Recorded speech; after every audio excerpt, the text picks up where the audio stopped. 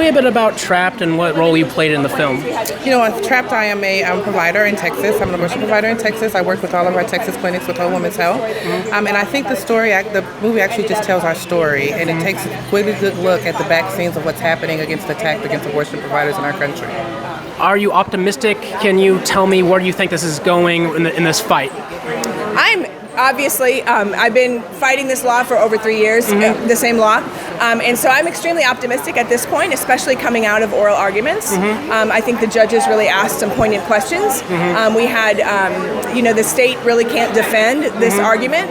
This law isn't in the interest of women's health and safety. Sure. And so we were able to really tell the story of how many women have been affected and how harmed people across Texas are because of these regulations. So talk to me a little bit about the film itself and the role you played and your personal opinion on the climate of women's health issues in this country today.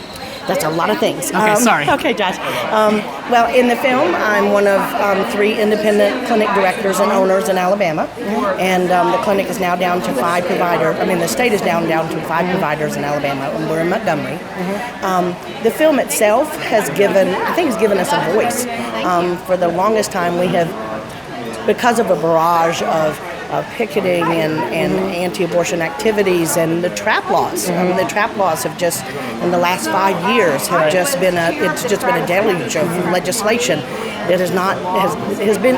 The intent is to shut clinics down. It's all based on a lie. Right. And it's just, what I think people will take away from this is that what goes on in clinics, and it gives us a voice to be able to talk to the public about that. 1 in 3 women will have an abortion in their lifetime, and that women, I think, will take away that they need to share their experience with other women. That this is not just a reproductive issue; it's an economic issue, it's a social issue. You're a physician. Yes. Speak to me about the aspects. People, I think they try to skew the rates of how dangerous it is to have an abortion, that procedure. Can you speak to me about that? Yeah. Well, absolutely. When you talk about the risk of abortion, it has to be in the context of the risk of being pregnant and any outcome. Right. Adoption has no outcome on pregnancy, only giving birth or ending the pregnancy. We know that maternal mortality is going up in this country. Even though pregnancy in general is safe, the rate of women dying in pregnancy is going up. Well, if you look at the maternal mortality rate, abortion is 10 to 20 times safer than childbirth.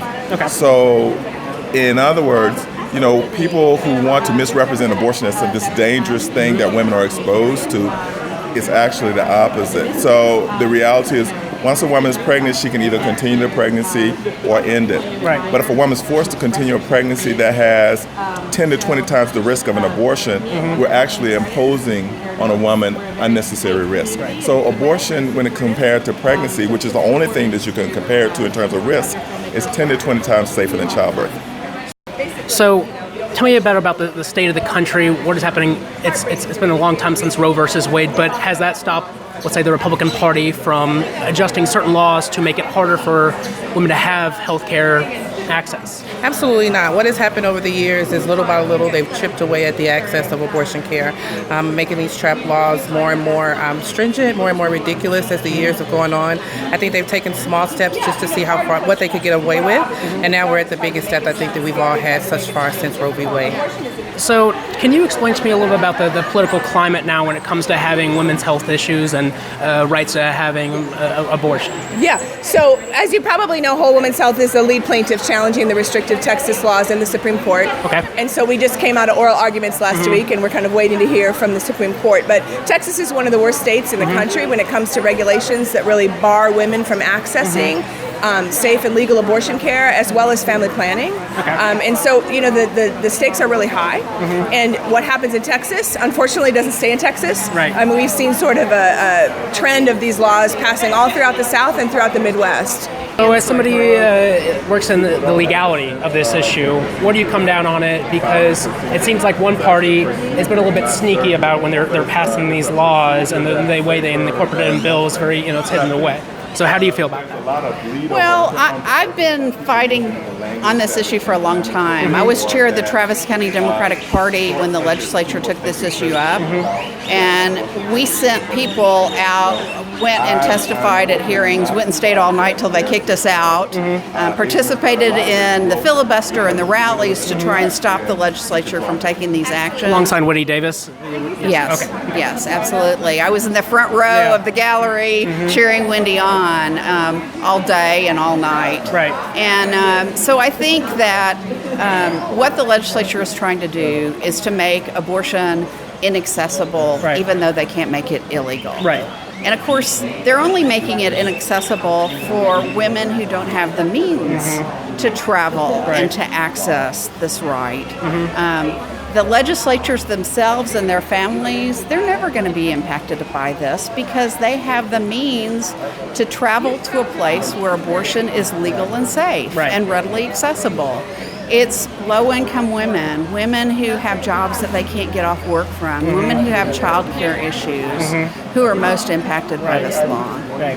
And we also have instances of people putting themselves at risk at health to try to do abortions at home because it has become so inaccessible. You know, It's horrifying. right. In Missouri recently, the Democrats put together a filibuster to stop an abortion did. law to stop businesses from selling to. I think it was. It was actually a religious freedom law, Okay. and they were trying to give businesses cover from discriminating and Right. allow them to legally Exactly. discriminate against But do you think it may have been youth who has led this cause, sort of the precedent of this filibuster and that empowerment? I would be honored to believe that that's the case. I think it really is important that we show each other the value and the power of standing up and fighting for things that we believe in, even if we feel like at the end of the day we might not win. And I was so inspired by the Missouri lawmakers that did what they did, 39 hours of standing and fighting for making sure that people have equality in this world and that they cannot be legally discriminated against. My hat's off to them. They're an inspiration. Following the Republican Party and what's going on over there in these debates, how do you feel about that? You know, I think people have always used women's health care, specifically access to abortion, as a political football. Right. But when it comes down to it, what I know the most about are the lives of women in the state of Texas, and that people really need access to safe abortion care in order to realize their full humanity. But I want to talk about, it's 2016, it's an election year. You see the Republican Party, what's happening now. What are your thoughts, what are your feelings on that? Well, I think it's absolutely horrifying that the Republicans don't have a single candidate who's willing to even consider abortion rights. Every one of them stands up and says that they're against abortion with no exceptions. Right. No exceptions to save women's lives. Right. No exceptions for women's health. No exceptions for rape or incest. Right. So, also as a physician, tell me some personal stories, and also when did you decide this is something you wanted to be involved in and active in trying to make change and help women and when it comes to health issues? Well, the first 12 years, I've been a physician for 25 years. The first 12 years of my practice, I did not provide abortion. Not that I opposed women's right to access it, but in terms of having to resolve what it meant for me, for my personal value system to do it, for me that was sort of a religious question. And so when I factually worked through that, I began providing abortions because I became uncomfortable not providing them when I know what women face. Well, there's a lot of consequences to that. Well, 1 in 3 women will have an abortion, and they're by the time they're age 45. It's a necessary service for women. We know that when abortion is illegal, it's unsafe. So when I recognized the health risk as a physician, I found myself unable to no longer resist providing it. Now, when it comes to the stories, there are always the tragedies about women's health and lethally flawed pregnancies. But the reality is the majority of women who need abortion, those aren't the realities. But the most compelling stories are the one like the 12-year-old who was 23 weeks pregnant as a victim of incest by her father. Right. When I see those types of cases, when I can end the pregnancy for this young woman who's been violated by someone who should be taking care of her, and I can, in that case, restore her childhood. For someone who can look at that young woman and say she should be committed to becoming a mother at 12 years old simply because she's been the victim of a sexual crime, I don't have anything for that person. I can't. There's no terms of engagement because that position is totally devoid of the compassion that you need to have for someone who's the victim of that type of situation. I gotta say that's beautiful. That's beautiful. But I gotta say, you also don't you? Is there any sort of fear when you're putting yourself out there, being somebody who will perform these? I mean, we had a physician that was shot in Kansas over that. And how does the rest of the medical community feel? Well, I think the psychoterrorism is very effective because we still have 88% of women living in a county with no abortion provider. So the fact that there are doctors who may even be able but are unwilling because of the hypothetical risk. For me, I look at life as risky, and for me, it's a bigger risk to live a life without conviction. And for me, this work gives me purpose and meaning. I focus on what it means to the women. If I spent more time thinking about what could happen to me, I'm no more brave than anybody else. I would scare myself out of doing the work. But thankfully, I've been able to focus on the 12-year-old who comes to me and needs my help. When I think about her, I can't do vigilance. Right. I can't bear the thought that there's no one there to help her. Right. So I think, the risk is real, and it's very non-democratic when people decide that they're going to not abide by the law. The reality is abortion is legal, and when it's legal, it's safe. If abortion were murder, women would go to jail for murder, and doctors would be.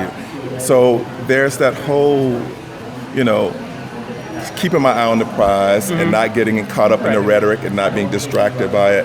There's a lot more services you guys besides provide outside of abortions. I don't think that's realized a lot. Well, and true. I mean, one of the things that when you're providing someone with birth control, and people look at you and say, "Why are you doing the birth control?" And you're saying because that will ultimately prevent somebody from getting pregnant and making a decision to have an abortion. But abortion should always be there because birth control doesn't work. Well, the issue has been settled, but somehow there's sneaky laws that have been placed, and that's my next question. It seems like one party is playing dirty, and kind of the Supreme Court decision has came down. Roe versus Wade is over. But at the same time, do you have any sort of optimism to the future, or how are you feeling like being in the forefront of this battle? Well, and this was just the perfect timing for this film. And with the HB2 going to the Supreme Court and being argued last week, I'm very optimistic. That's good. Because we now have people that are shedding light on this issue, and it still doesn't mean that things aren't happening in the states. Alabama right now has just dropped 4 anti-abortion trap laws in our state legislature when the legislature in Alabama can't balance the budget. But they're going to spend time on things that they either know are unconstitutional or they know they're hurtful for women, because the purpose, once again, gets back to they don't want to regulate clinics, they want to close them down. Right. Now, I'm sure this is a very important issue to you, but could you just share me a little personal insight? What is let's just say, one of the harder stories you've had to come across, one of the harder experiences you've had working in this industry? Unfortunately, working on the front line, I've seen how HB2 has just devastated the abortion care access in the state of Texas. And I think one of the more devastating stories is the woman that we just can't help, the woman that no matter how hard we try, access has been denied to her because she can't get to us, whether it's travel, whether it's money, whether it's child care, then that woman can't get to us. There are women, unfortunately, that we just can't reach.